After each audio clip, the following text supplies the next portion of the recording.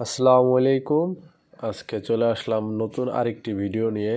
এটা হচ্ছে vermi compost, মানে জৈব সার আমরা তৈরি করব। কিছুদিন আগে দেখাইছিলাম, ওইখানে একটা ভিডিও বা দুইটা ভিডিও দেওয়া হয়েছিল। জৈব সার আমরা ওখানে রাখছিলাম, রাখার পর এটা জমিতে বুনছি। তা আমাদের অল্প পরিমাণে এই জৈব সারে হবে না, আমাদের প্রচুর পরিমাণে জৈব সার লাগবে, যেহেতু আমরা অনেক জমি চাষ করি, মিনিমাম 20 বিঘা জমি। সেক্ষেত্রে আমাদের অল্প পরিমাণে জৈব সারে হবে না, কারণ বর্তমান জৈব সারের বিকল্প কোনো কিছুই নাই। কারণ এখন বর্তমান আমরা রাসায়নিক সার যদি দিতে যাই, মিনিমাম 1 কাঠা জমিতে 8 কেজি 9 কেজি 10 কেজি পর্যন্ত সার লাগে। যদি ওই ফসলটা উঠাইতে গেলে যদি পুরো ক্যালকুলেশন করা যায়, তাহলে 11 কেজি পর্যন্ত সার লাগে। তাহলে আপনি বুঝেন 20 কাঠা জমিতে কী পরিমাণ সার লাগে। সেই জন্য জৈব সারের বিকল্প কোনো কিছুই নাই। প্রচুর পরিমাণে জৈব সার লাগবে, যাতে আমরা বেশি করে জৈব সার বানায় আমাদের জমিতে দিলে রাসায়নিক সারের পরিমাণ আমরা কমাইতে পারি। সেক্ষেত্রে আমাদের মাটি ভালো থাকবে, মাটির উর্বরতা ভালো থাকবে, আমাদের ফসল বেশি হবে। এই জন্য যেহেতু আমরা বেশি খরচ করব না, অনেকে বলছিল পাকা করো, অনেক কিছু করো, মানে চাক বসাও, যে আমরা টয়লেটে যে চাকগুলো থাকে ওইগুলো বসাইলে আর কি জৈব সার উৎপাদন করতে সহজ হয়।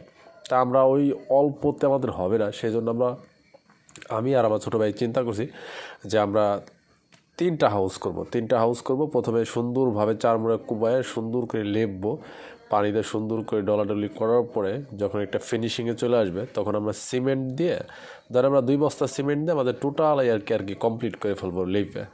সিমেন্ট দেওয়ার পরে তারপর এটার উপরে একটা দিব, কাগজ দেওয়ার পরে এটা পুরাটা আমরা গোবর দিয়ে ভরে দেবো। গোবর দিয়ে ভরে দেওয়ার পরে তারপর আমরা কেঁচো দেওয়ার পরে আর কি আমাদের 1 মাসের ভিতরে আর কি জৈব সার তৈরি করে ফেলবো।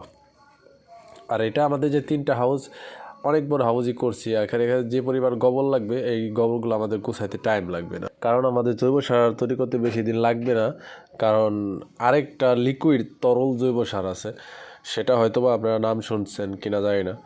আমি কিছুদিন আগে এই লিকুইড তরল সারটা একটা জমিতে ফেলাইছি আর কি। ওটা আমরা দেখবো ওটা রেজাল্ট কেমন, তারপর আপনাদের সাথে শেয়ার করব লিকুইড তরল সারের মানে গুণাগুণটা কেমন। কারণ আমরা লিকুইড তরল সার দিয়ে এই গোবরটা অতি দ্রুত পচাইতে পারবো। যেমন জৈব সার অর্থই যেহেতু পচানো, আমরা সেই দ্রুত পচাতে পারবো আর কি। তারপর আমরা কি করব, কেঁচো দিয়ে আর কি পচাবো, দেখবো যে আগে কী হয়। আর এখানে যে গোবরের ব্যাপারটা কি, আমাদের বাড়িতে অলরেডি 5 থেকে 6টা গরু আছে, আমাদের পাশের বাড়ি গরু আছে, তার 1-2 বাড়ি পরেও গোবর পাওয়া যাবে। যেহেতু আমরা ওই 20 টাকা 30 টাকা বস্তা দিলে আমাদের গোবর দিয়ে দিবে। যদিও আমাদের কাছে এত টাইম নাই, যদি টাইম থাকে ইনশাল্লাহ আমরা গোবর গোছায় দ্রুত এই হাউসটা ভরবো। তারপরে কিভাবে এখানে কি পরিমাণ আমাদের সার হবে সেটা আপনাদের সাথে শেয়ার করব। তাতে আনুমানিক একটা ক্যালকুলেশন করতে পারেন, যেহেতু আমরা একটা হাউস আমাদের ছিল, একটা হাউসেই আমাদের মিনিমাম 40-45 বস্তার মতো আর কি জৈব সার হয়েছে। আমরা 2 ঘোড়া গাড়িতে নিয়েছিলাম আর কি, দুইবার আর কি নেওয়া হয়েছে। 2বার আমাদের 22-23 বস্তা করে আর কি নিছি।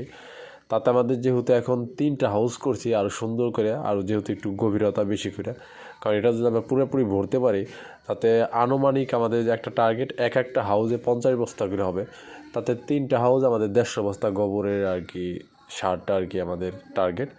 আর যখনই 150 বস্তা হয়ে যাবে, তখন মনে করলেন যে আমরা যদি 50 বস্তা করে এক বিঘা জমিতে ফেলাই, তাও কিন্তু আমাদের 3 বিঘা জমি রিকভার হয়ে যাবে 2 বছর ফেলাইলে। এটা জিনিস খেয়াল করতে পারছেন। কিন্তু 50 বস্তা এক বিঘা জমিতে প্রয়োজন নাই। ওই 20 বস্তা ফালাইলে মোটামুটি 2 বছর 3 বছর ফালাইলেই ওইখানে দেখবেন যে রাসায়নিক সারের পরিমাণ অনেকটাই কম লাগবে। কারণ এখন রাসায়নিক সারের মানে এক কথায়, যদি আপনারা অনেক ভিডিও দেখেন যে জমিতে ফসলগুলো দেখতেছেন যে কী পরিমাণ হয়, অনেকে দেখা অনেক ভালো ফসল হইতেছে, কিন্তু আমরা যে ফসল করতে যে আমাদের যে সমস্যাগুলো ফেস করতে হয়, যেমন আমি একটা ফসলের কথা আপনাদের সাথে শেয়ার করি। যেমন দানার যে আমরা বিচিটা একটা জমিতে ফেলাইছি, ওইটা দেখা যাইতেছে যে কিছু জায়গা অনেক সুন্দর বিচুগুলো আর কি জ্বালাইছে, আলিগুলো সুন্দর হয়েছে, আবার কিছু জায়গায় কী হয়েছে, অনেক কম জ্বালাইছে, মারি গেছে। এগুলো বোঝা যায় আর কি মাটির অনেকটা প্রবলেমের কারণে এরকম হয়ে থাকে। তাই এই জন্য আমরা বেশি করে জৈব সার ফেলাবো, আর জৈব সার ফেলানোর পরেই আর কি আমরা দেখবো যে আমাদের কী পরিমাণ ফসল আমরা উৎপাদন করতে পারি, আমাদের কম উৎপাদন হয় না বেশি উৎপাদন হয়। এটা আমরা একটা জিনিস দেখতে পারবো। আরেকটা বিষয় হচ্ছে আমরা যেহেতু বেশি বেশি করে যেহেতু আমরা সবজি চাষ করতেছি, সবজিতে প্রচুর পরিমাণে জৈব সারের প্রয়োজন, আর সবজিতে ব্যাপক পরিমাণ লাভ, এটা আপনাদের বলে বোঝাতে পারবো না। কারণ সবজিতে হয়তো বা পরিশ্রম বেশি কিন্তু লাভজনকটা বেশি, আর এমনি অন্য অন্য খ্যাত করবেন সেগুলো লাভজনক কম। আপনি দেখেন কিছুদিন আগে যে পেঁয়াজের দাম এতই পরিমাণ কমছিল যে 1200 টাকা মনে চলে আসছিলো, কিন্তু আপনি দেখেন 1 বিঘা জমিতে পেঁয়াজ এবার রোপণ করতে মিনিমাম 1,10,000 টাকা খরচ হয়েছে। যদি 1200 টাকা যদি বিক্রি হয় তাহলে সেই ক্ষেত্রে অর্ধে আর কি লস হয়ে যায়। তো যেহেতু এখন একটু আমার পেঁয়াজের দাম বাড়ছে, মিনিমাম পেঁয়াজের বাজার 2,000-2,500 টাকা থাকলে পরে মনে করলেন যে পেঁয়াজের চালান উঠবে, কারণ এবার হিউজ পরিমাণ খরচ, আবার ফসলটাও অত তৈরি হয় নাই, কারণ যে পরিমাণ ফলন পাওয়ার কথা সেই পরিমাণ ফলন পাওয়া যায় না। এই জন্য লসের একটা ব্যাপার স্যাপার থাকে। এই জন্য সবসময় সব ফসলেই যে লাভ হবে বিষয়টাও এরকম না। কিন্তু যদি আমাদের জৈব সার দেওয়া থাকতো আমাদের খরচ কিছুটা কমতো আর কি, যেহেতু রাসায়নিক সারের অনেক দাম। এই জন্য বেশি বেশি করে জৈব সার বানাবো, আপনারা বানাবেন। আর পরবর্তীতে ভিডিও আমরা দিব, আপনারা সাথে থাকবেন, ভালো থাকবেন। আসসালামু আলাইকুম।